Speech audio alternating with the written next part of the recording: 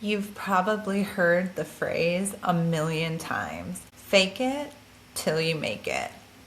Maybe you've even lived by it. It's catchy, it's simple, and it promises a shortcut to success. But here's the real question. Does it actually help us? Or is it just another mask we wear to cover what's underneath? Welcome back to the Truth Unmasked. In episode 1, we talked about the mask we wear, the roles we play, the personas we adopt, and the hidden cost of pretending. Today, we are talking about another cultural myth. Fake it till you make it.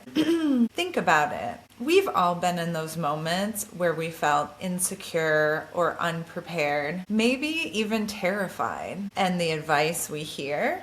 Smile, act confident, pretend you have it all together. And sometimes that can be very helpful in the moment, but a lot of the time, the world tells us if we fake confidence long enough, that eventually it will become real. But is that true? Or are we just stacking mask on mask, hoping that nobody will see the crack? On the surface, fake it till you make it sounds very empowering. It says you don't have to wait until you're perfect to step into the arena. But underneath, it can trap us in performance mode. So busy acting the part that we never truly get to be ourselves. And that raises a bigger question. Are we building actual strength or just rehearsing a role? In this episode, we'll dig into where the phrase came from, why it blew up, and what it cost us when we live by it.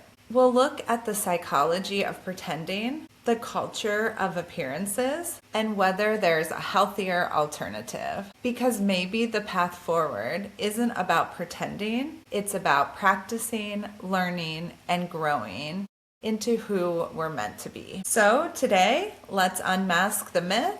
Let's talk about what happens when we stop pretending and start making it for real. So first, let's talk about what does fake it until you make it really mean? At its core, it's about acting confident, successful, like you've already got it together, even when you don't. Basically, it's playing the role of the person you hope to become before.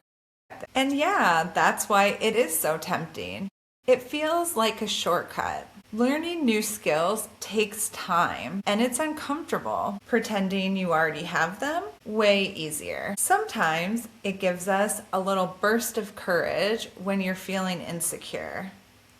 And let's be real, it can help us fit in. If you look confident, people are more likely to trust you, include you, and maybe even like you. Before we go further, there's one important part that I want to point out. I don't think acting the part while you're learning is the same thing as faking it. Modeling yourself after someone you admire, practicing their confidence, learning to do things the way they do them, that's growth, something different than what we're talking about.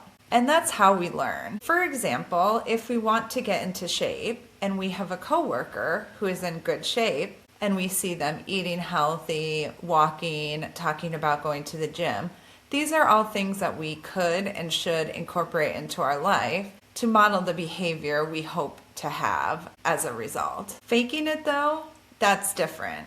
Faking it is about hiding. It's pretending you've already arrived. Pretending you have it all figured out, when inside you're actually still struggling. One builds you up, the other is inauthentic. So the real question is, when have you told yourself to fake it until you make it?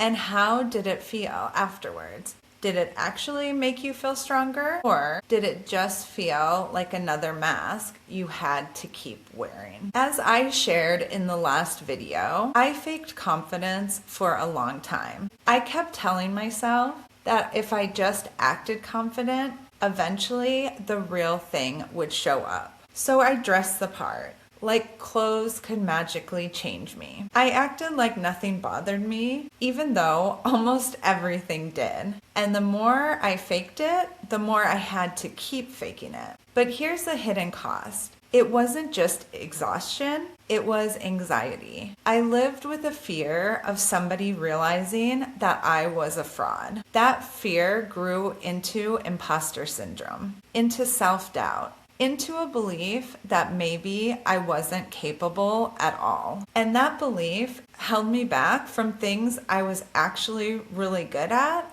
because I had lost my confidence in myself. Pretending is exhausting. It's basically a full-time job, and it can get you trapped. Once you've put on that mask, when is it ever going to be a good time to say, actually, I don't know that. Can you please explain? You can't, because then you would expose yourself. So the only alternative is to keep going with it. And it didn't just cost me connection, it cost me my creativity. I held back from trying new things because I was scared that I wouldn't be good at them. I gave up a lot of times before I even actually started, or if I did try, I would act as if it didn't really matter that much to me. That way I could have an excuse if it didn't work out. That's a fixed mindset.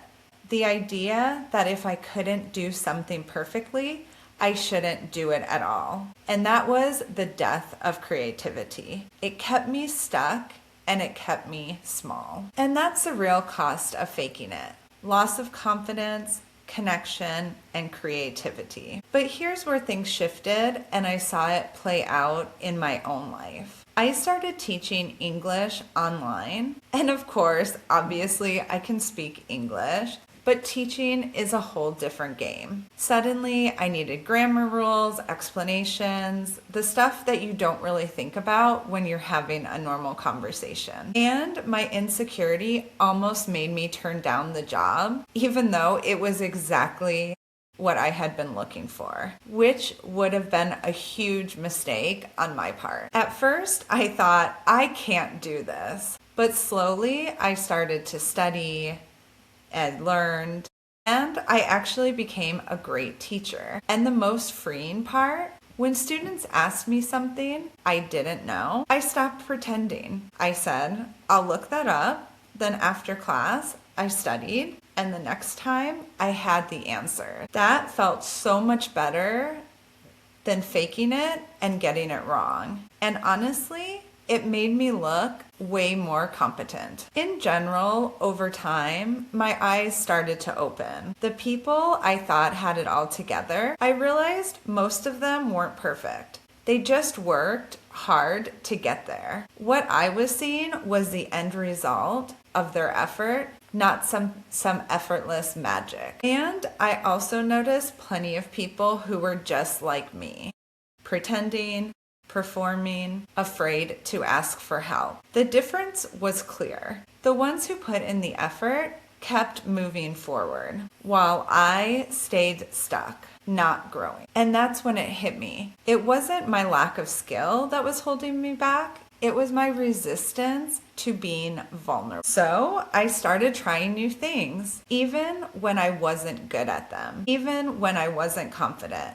And here's what I learned. Not everything is for me. I thought I'd love sewing, for example. But after a few months, I realized it wasn't my thing. And that's okay. Instead of forcing it, I moved on to something else, something that I connected with more deeply. And slowly, I found things that I truly enjoyed, ones that were worth sticking with. And those are the things I've improved at over time, not by faking it, but by practicing, failing, and growing into them for real. So this is my conclusion. Fake it till you make it might sound empowering, but for me, it turned into a mask, a performance that kept me stuck. What actually moved me forward wasn't pretending, it was practicing. It was letting myself be vulnerable, admitting what I didn't know, and growing through the process. Real confidence doesn't come from faking. It comes from showing up, trying, failing, and learning. And when we stop hiding behind the mask, we finally give ourselves permission to be real. That's where growth happens. That's where creativity lives. And that's where we actually start to make it, not by faking it, but by becoming. Thanks for hanging out with me in this episode of The Truth Unmasked. If this hit home for you, share it with someone who might need the reminder. And remember to subscribe so you don't miss Friday's episode, where we're diving into a big question. Are women asking too much in dating, or is society just asking us to accept too little? Can't wait to dive into this one. See you then. Thank you so much.